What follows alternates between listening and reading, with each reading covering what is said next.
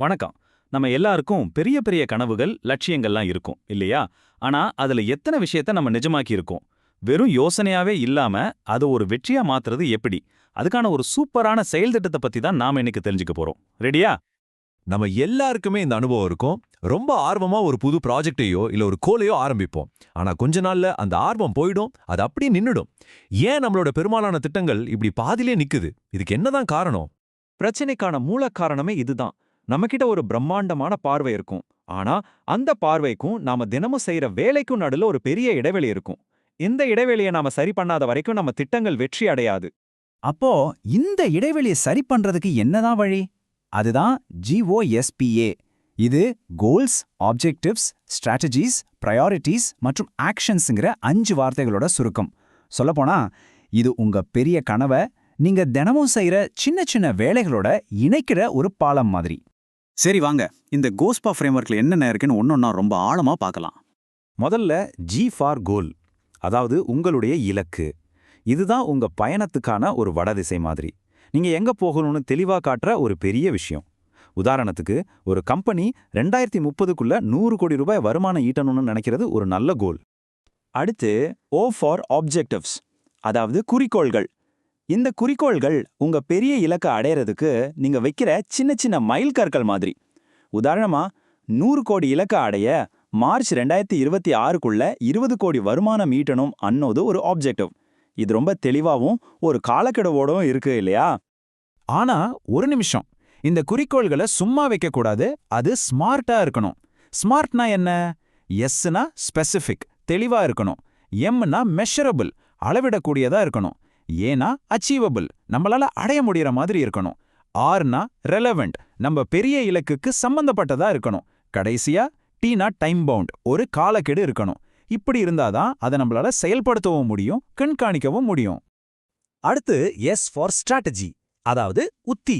இது ரொம்ப முக்கியமான ஒரு கேள்விக்கு பதிலளிக்குது. அது என்னன்னா, எப்படி நாம செட் பண்ணின குறிக்கோள்களை எப்படி அடைய போறோம் அனுதான் இந்த ஸ்ட்ராட்டஜி சொல்லுது. உதாரணத்துக்கு ஜீரோ லிக்விட் டிஸ்சார்ஜ் சொல்யூஷன்ஸ்ல மட்டும் கவனம் செலுத்துறது அன்னது ஒரு தெளிவான உத்தி. இப்போ P ஃபார் பிரையாரிட்டிஸ், அதாவது முன்னுரிமைகள். நம்ம கிட்ட செய்யறதுக்கு நிறைய வேலைகள் இருக்கலாம். ஆனா எல்லாத்தையும் ஒரே நேரத்துல செய்ய முடியாது இல்லையா? அப்போ எதுக்கு முக்கியத்துவம் கொடுக்கணும்? எது முதல்ல வரணும்? ஒரு புது மார்க்கெட்டிங் பிரச்சாரம் பண்றதுக்கு முன்னாடி சேல்ஸ் டீமுக்கு பயிற்சி கொடுக்கறதா முக்கியம்னு முடிவு பண்றதுதான் பிரையாரிட்டி. கடைசியா GSPயோட கடைசி படி A ஃபார் ஆக்ஷன்ஸ், அதாவது செயல்கள். இதுதான் நாம தினமும் செய்ய போற அசலான வேலை. உதாரணமா 2 புது விற்பனை பொறியாளர்களை வேலைக்கு எடுக்கிறதுன்னு ஒரு ஆக்ஷன். இதுக்கு ஒரு பொறுப்பாளர் இருக்கணும், ஒரு காலக்கெடு இருக்கணும், இதோட வெற்றியை எப்படி அளப்போன்றதும் தெளிவா இருக்கணும். இப்ப பாருங்க, இது எல்லாம் எப்படி ஒன்னோட ஒன்னு கனெக்ட் ஆகுதுன்னு. உங்க பெரிய இலக்குல இருந்து குறிக்கோள்கள் வருது, அதை அடைய உத்திகள், அதை செயல்படுத்த முன்னுரிமைகள், கடைசியா அது தினசரி செயல்களா மாறுது. இப்போ உங்க பெரிய கனவுக்கும் நீங்க இன்னைக்கு செய்யற வேலைக்கும் ஒரு நேரடி தொடர்பு உருவாகிடுச்சு. ஓகே, பிளான் எல்லாம் சூப்பரா போட்டாச்சு. ஆனா நாம நினைச்ச மாதிரி நிஜத்துல எல்லாம் நடக்குமா? கண்டிப்பா தடைகள் வரும். அதை எப்படி சமாளிக்கிறது? அதையும் இந்த GOSPA சொல்லுது. வாங்க பார்க்கலாம். நாம போடுற திட்டத்துல பிரச்சனை வந்தா என்ன பண்றது? பாருங்க, பிரச்சனைகள் வர்றது ரொம்ப இயல்பான விஷயம். அதை தவிர்க்கவே முடியாது. ஆனா அதை சமாளிக்க நம்ம கிட்ட ஒரு சிஸ்டம் இருந்துச்சுன்னா ரொம்ப சுலபமா அதுல இருந்து வெளியே வந்துடலாம். பொதுவா பாத்தீங்கன்னா 4 விஷயங்கள தான் பிரச்சனை வரும்.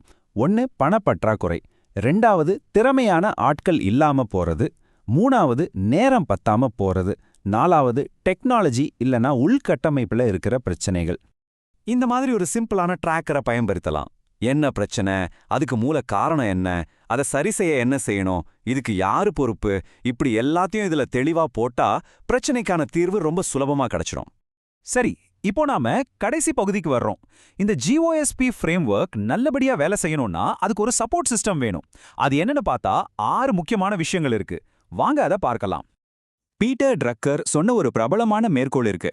Culture eats strategy for breakfast. அதாவது நீங்க எவ்ளோ பெரிய உத்தி போட்டாலும் சரி, உங்க கம்பெனியோட கலாச்சாரம் சரியில்லைன்னா அது ஒன்னத்துக்கும் உதவாது.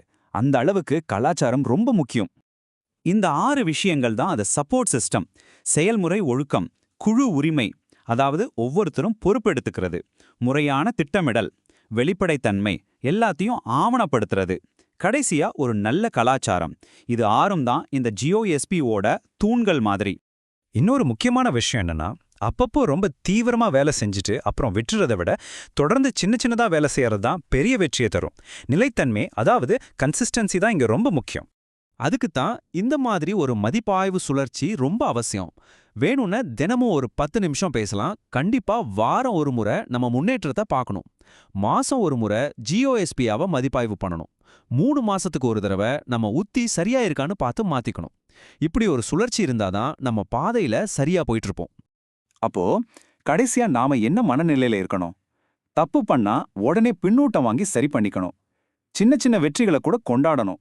சீக்கிரமா கத்துக்கிட்டு நம்ம திட்டத்தை மாத்திக்க தயங்கக்கூடாது. நாம எதுக்காக இதை ஆரம்பிச்சோங்கிற அந்த ஏங்கிறத மட்டும் எப்பவும் மறக்கவே கூடாது. சரி, இப்போ உங்களுக்கான கேள்வி இதுதான்.